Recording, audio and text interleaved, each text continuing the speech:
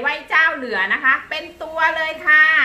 ไหว้เจ้าแล้วของทานไม่หมดหมูเหลือไก่เหลือสวัสดีค่ะ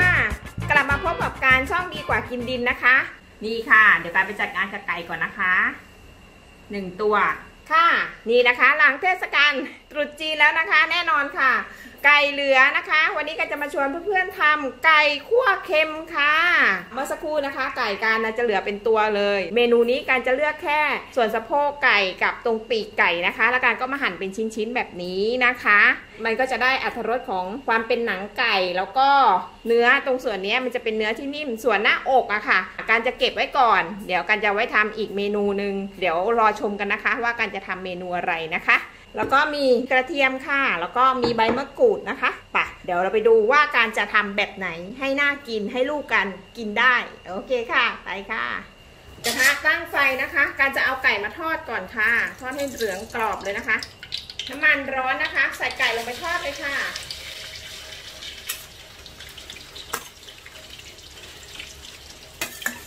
ทอดให้ไก่เหลืองกรอบเลยนะคะเนื่องจากไก่ต้มของเราอ่ะมันมีความสุกแล้วใช่ไหมคะพอเวลาเพื่อนๆจะมาทำเมนูเนี้ยให้เพื่อนๆหั่นชิ้นใหญ่ๆเลยนะคะเพื่อที่ว่าถ้ามันเป็นชิ้นเล็กใช่ไหมถ้าทอดกรอบไปหรืออะไรไปไก่มันจะแข็งแนะนำให้มันหั่นชิ้นใหญ่เลยมันจะได้อารมณ์ประมาณว่ากรอบนอกนุ่มในอะไรประมาณนั้นนะคะอีกตัวหนึ่งเมื่อกี้กันไม่รู้ว่าบอกหรือยังกันลืมมีกระเทียมนะคะกระเทียมไทยจำพอหยาบนะคะเพิ่มความหอมและอีกอย่างหนึ่งข้อดีของการหั่นชิ้นใหญ่นะคะพอเวลาทอดอ่ะมันจะไม่เป็นเศษมันจะไม่ค่อยเป็นเศษด้วยเรื่องจากไก่ที่มันสุกแล้วนะคะถ้าเป็นชิ้นเล็กๆมันก็เป็นเศษแตกละเอียดออกไปหมดเลยเพื่อนต้องคอยกลับนะคะไก่รวนเค็มกันก็เคยทำมาแล้วแต่ลูกการไม่ค่อยกินไงแต่พอการมาลองทำแบบนี้เราชอบกรอบๆเนาะแล้วก็มาปรุงรสชาติอย่างนี้เนาะทำแบบนี้โอ้ยลูกชอบมากเลยค่ะนี่นะคะสวยงามตามท้องเรื่องประมาณนี้แล้วนะคะใส่ใบมะกรูดที่การเตรียมไว้เลยค่ะเพิ่มความหอมนะคะฉีกก่อนนะคะใบมะกรูดโอเคค่ะนี่นะคะกรอบเหลืองได้พอใจเราแล้วนะคะเราก็ตักขึ้นค่ะการจะตักขึ้นนะคะ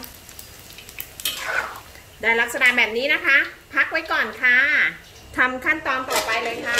ให้เพื่อนเทน้ำมันทอดไก่ออกนะคะให้เหลือในกระทะสักประมาณเท่านี้พอนะคะเสร็จแล้วก็นำกระเทียมลงมาเจียวเลยค่ะ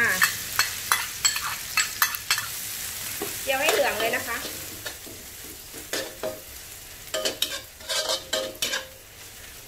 กระเทียมเหลืองกรอบได้ที่แล้วนะคะตักขึ้นเลยค่ะใส่กระชอนเลยนะคะเพื่อให้เสด็จน้ำมันนะคะอันนี้เดี๋ยวเราไว้โรยหน้ากันค่ะแล้วก็แบ่งส่วนที่เหลือไว้ที่นี้นะคะในกระทะจากนั้นก็ให้เพื่อนๆเอาไก่ที่เราทอดพักไว้เมื่อสักครู่เนี่ยค่ะใส่ลงไปเลยนะคะหลังจากนั้นให้เพื่อนๆเติมนี่ค่ะซอสปรุงรสนะคะโรยลงไปเลยค่ะเกลือนะคะนิดหน่อยพอค่ะใส่ช้อนชาเนาะหอมซอสตอนนี้น้ำตาลทรายค่ะน้ำตาลทรายครึ่งช้อนชานะคะคนเลยค่ะ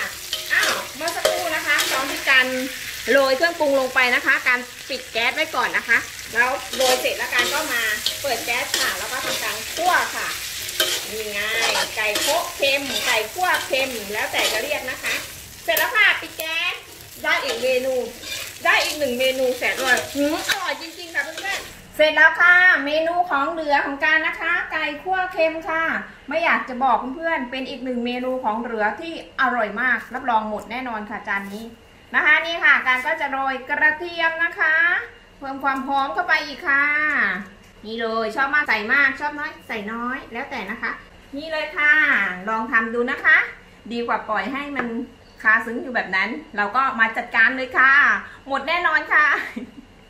ลูกกันมาแล้วเอาโอเคค่ะฝากไว้ด้วยนะคะเมนูไก่โคคั่วเค็มนี่เลยค่ะหรือไก่คั่วเค็มนะคะของเหลือเมนูของเหลือทำง่ายๆนะคะประหยัดค่ากับข้าวได้อีก